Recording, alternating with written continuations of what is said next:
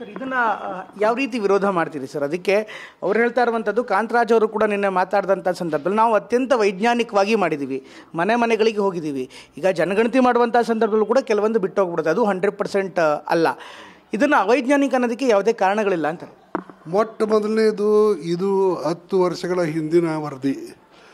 ಎರಡನೇದಾಗಿ ಏನಿದೆ, ರಾಜ್ಯದ ಎಲ್ಲ ಭಾಗಗಳಿಂದ ಸಮಾಜದ ಎಲ್ಲ ಭಾಗಗಳನ್ನು ಈ ಒಂದು ಆರ್ಥಿಕ ಮತ್ತು ಸಾಮಾಜಿಕ ಸರ್ವೆ ಮಾಡೋ ಕಾಲಕ್ಕೆ ಕನ್ಸಿಡರ್ ಮಾಡಿಲ್ಲ, ಅವ್ರ ಮನೆಗೆ ಭೇಟಿ ನೀಡಿಲ್ಲ, ಅವ್ರ ಮನೆಯಿಂದ ಮಾಹಿತಿಗಳನ್ನು ತೆಗೆದುಕೊಂಡಿಲ್ಲ ಅಂತ ಭಾಳ ಕಡೆಗಳಿಂದ ದೂರಿದ್ದಾವೆ.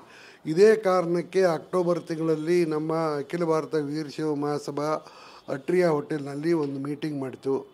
ಅದರಲ್ಲಿ ನಮ್ಮ ಸಮಾಜದ ಎಲ್ಲ ಶಾಸಕರು, ಲೋಕಸಭಾ ಸದಸ್ಯರು, ರಾಜ್ಯಸಭಾ ಸದಸ್ಯರು, ವಿಧಾನ ಪರಿಷತ್ ಸದಸ್ಯರು ಮತ್ತು ಮಂತ್ರಿಗಳು ಎಲ್ಲರೂ ಉಪಸ್ಥಿತರಿದ್ದರು. ಆ ಒಂದು ಸಭೆಯಲ್ಲಿ, ಆ ಸಭೆ ನಮ್ಮ ಮಹಾಸಭೆ ಅಧ್ಯಕ್ಷರಾದಂಥ ಶ್ರೀ ಶಾಮನೂರು ಶಿವಶಂಕರಪ್ಪನವ್ರ ನೇತೃತ್ವದಲ್ಲಿ ಆಯಿತು. ಆವಾಗ ನಾವೊಂದು ತೀರ್ಮಾನ ಮಾಡಿದ್ದೀವಿ. ಏನಪ್ಪ ಅಂದರೆ, ಈ ವರದಿಯನ್ನು ನಾವು ವಿರೋಧ ಮಾಡ್ತೀವಿ, ಈ ವರದಿಯನ್ನು ನಾವು ಒಪ್ಪೋದಿಲ್ಲ. ಈ ವರದಿ ಸರಿಯಾಗಿ ಸಮರ್ಪಕವಾಗಿ ಮಾಡದೇ ಇರೋದರಿಂದ ಮತ್ತು ಈ ವರದಿ ಈಗಾಗಲೇ 10 ವರ್ಷಕ್ಕಿಂತ ಹೆಚ್ಚು ಹಳೇದಾದ್ದರಿಂದ ಹೊಸದಾಗಿ ಸರ್ವೆ ಮಾಡಬೇಕು, ಹೊಸದಾಗಿ ಜಾತಿ ಗಣತಿಯನ್ನು ಮಾಡಬೇಕು ಅಂತ ನಾವು ಆಗ್ರಹಪೂರ್ವಕವಾಗಿ ಸರ್ಕಾರಕ್ಕೆ ಕೇಳ್ಕೊಂಡಿದ್ವಿ. ಅದೇ ಪ್ರಕಾರ ಇವತ್ತು ಸಹಿತ ನಮ್ಮ ಮಹಾಸಭೆ ಈ ವರದಿಯನ್ನು ಒಪ್ತಾ ಇಲ್ಲ. ಮಹಾಸಭೆ ಏನು ಮಾಡ್ತಾ ಇದೆ ಸರ್? ಇದಕ್ಕೆ ಸಂಬಂಧಪಟ್ಟಂತೆ ಏನು ವರದಿ ಮೇಲೆ ಏನು ಆ್ಯಕ್ಷನ್ ಮಾಡ್ತಾ ಇದೆ? ಈ ವರದಿಯನ್ನು ಒಪ್ಪಿದರೆ ನಾವು ಅಸತ್ಯವನ್ನು ಒಪ್ಕೊಂಡಾಗುತ್ತೆ. ಇದು ಬರೀ ನಮಗೆ ಮಾತ್ರ ಅಲ್ಲ, ಕರ್ನಾಟಕ ರಾಜ್ಯದಲ್ಲಿರ್ತಕ್ಕಂಥ ಪ್ರತಿಯೊಬ್ಬ ಪ್ರಬುದ್ಧ ವ್ಯಕ್ತಿಗೂ ಗೊತ್ತಾಗುತ್ತೆ. ಯಾರು ಸಹಿತ, ಬರೀ ಲಿಂಗಾಯತರಷ್ಟೇ ಅಲ್ಲ, ಪ್ರತಿಯೊಬ್ಬರೂ ಸಹಿತ ಯಾರ್ಯಾವ ಸಮಾಜದವರೇ ಇರ್ಬೋದು, ದಲಿತರೇ ಇರ್ಬೋದು, ಹಿಂದುಳಿದ ವರ್ಗದವರೇ ಇರ್ಬೋದು, ಅಲ್ಪಸಂಖ್ಯಾತರೇ ಇರ್ಬೋದು, ಯಾವುದೇ ಒಬ್ಬ ಪ್ರಬುದ್ಧ ವ್ಯಕ್ತಿ ಅದನ್ನು ಒಪ್ಕೊಳ್ಳಿಕ್ಕೆ ಸಾಧ್ಯ ಇಲ್ಲ. ಯಾರೂ ಇದನ್ನು ನಂಬಲಿಕ್ಕೂ ಸಾಧ್ಯ ಇಲ್ಲ. ಕರ್ನಾಟಕದಲ್ಲಿ ಬರೀ ಲಿಂಗಾಯತರು ಅಥವಾ ವೀರಶೈವ ಲಿಂಗಾಯತರು ಬರೀ 66 ಲಕ್ಷ ಇದ್ದಾರೆ ಅಂದರೆ ಯಾರ ಮನಸ್ಸು ಒಪ್ಪಲ್ಲ. ಆಂತರಿಕವಾಗಿ ಅವ್ರು ಬಹಿರಂಗವಾಗಿ ಹೇಳದೇ ಇರ್ಬೋದು.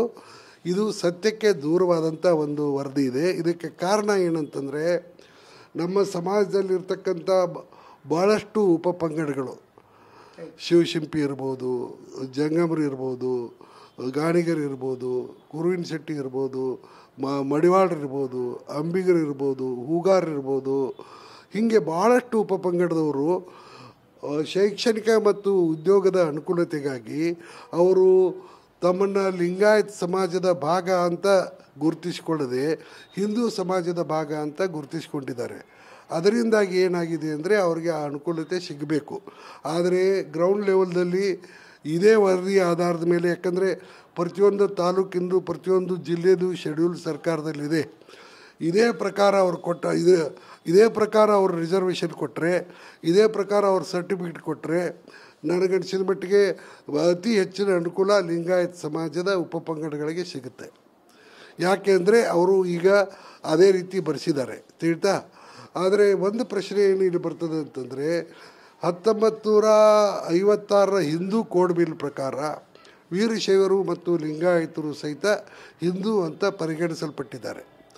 ನಿಜವಾಗಿಯೂ ಈಗ ಸರ್ಕಾರ ಸತ್ಯ ಹೊರಗೆ ಬರಬೇಕಾದ್ರೆ ಏನು ಮಾಡಬೇಕಾಗಿದೆ ಅಂದರೆ, ಯಾರಾದರೂ ಹಿಂದೂ ಜಾಡರ್, ಹಿಂದೂ ಹೂಗಾರ್, ಹಿಂದೂ ಮಡಿವಾಳ, ಹಿಂದೂ ಮಾದರ್ ಅಂತ ಬರೆಸೋ ಬದಲಾಗಿ ಲಿಂಗಾಯತ ಮಾದರ್, ಲಿಂಗಾಯತ ಮಡಿವಾಳ, ಲಿಂಗಾಯತ ಹೂಗಾರ್, ಲಿಂಗಾಯತ ಜೇಡರ್ ಅಂತ ಬರೆಸಿದ್ರು ಸಹಿತ ಅವರಿಗೆ ಬ್ಯಾಕ್ವರ್ಡ್ ಕ್ಲಾಸ್ ಸರ್ಟಿಫಿಕೇಟ್ ಕೊಡಬೇಕು.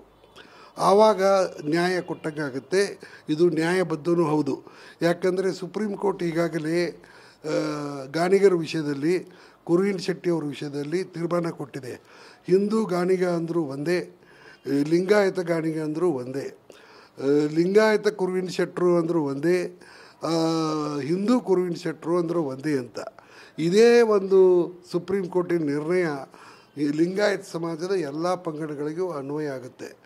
ರಾಜ್ಯ ಸರ್ಕಾರ ಲಿಂಗಾಯತರಿಗೆ ನ್ಯಾಯ ಕೊಡಿಸ್ತಕ್ಕಂಥ ಏನಾದರೂ ಉದ್ದೇಶ ಇದ್ದರೆ ಅವರು ಈಗಿರ್ತಕ್ಕಂಥ ಬ್ಯಾಕ್ವರ್ಡ್ ಕ್ಲಾಸ್ ಪಟ್ಟಿಯಲ್ಲಿ ಬದಲಾವಣೆಯನ್ನು ಮಾಡಬೇಕಾಗಿಲ್ಲ.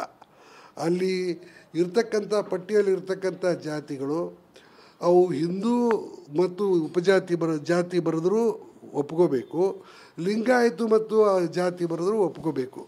ಆಗ ಲಿಂಗಾಯತರಿಗೆ ಸ್ವಲ್ಪ ಮಟ್ಟಿಗೆ ರಾಜ್ಯ ಸರ್ಕಾರದ ಮಟ್ಟದಲ್ಲಿ ನ್ಯಾಯ ಸಿಗಲಿಕ್ಕೆ ಸಾಧ್ಯ ಆಗುತ್ತೆ.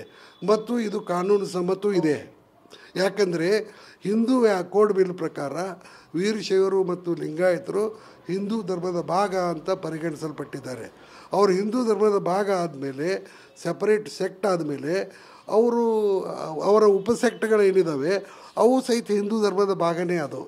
ಆದ್ದರಿಂದ ಯಾರಾದರೂ ನಾನು ವೀರಶೈವ ಜಂಗಮ, ವೀರಶೈವ ಹುಗಾರ ಅಥವಾ ಲಿಂಗಾಯತ ಹುಗಾರ, ಲಿಂಗಾಯತ ಮಡಿವಾಳ, ಲಿಂಗಾಯತ ಅಂಬಿಗರು ಅಂತ ಬರೆದರೆ, ಲಿಂಗಾಯತ ಜಾಡ್ರು, ಲಿಂಗಾಯತ ಶಿಂಪಿ ಅಂತ ಬರೆದರೂ ಅವ್ರಿಗೆ ಬ್ಯಾಕ್ವರ್ಡ್ ಕ್ಲಾಸ್ ಸರ್ಟಿಫಿಕೇಟ್ ಕೊಡ್ತಕ್ಕಂಥ ವ್ಯವಸ್ಥೆ ಆಗಬೇಕು. ಇದು ನಮ್ಮ ಮುಖ್ಯಮಂತ್ರಿಗಳಂಥ ಸಿದ್ದರಾಮಯ್ಯನವರು ಸಾಕಷ್ಟು ಪ್ರಬುದ್ಧರಿದ್ದಾರೆ. ಈ ವಿಷಯದಲ್ಲಿ ಅವರು ಯೋಚನೆ ಮಾಡಿ ಒಂದು ಸೂಕ್ತ ತೀರ್ಮಾನವನ್ನು ಬೇಗನೆ ತೆಗೆದುಕೊಳ್ತಾರೆ ಅಂತಕ್ಕಂಥ ಆಶಾಭಾವನೆಯನ್ನು, ವಿಶ್ವಾಸವನ್ನು ನಾವು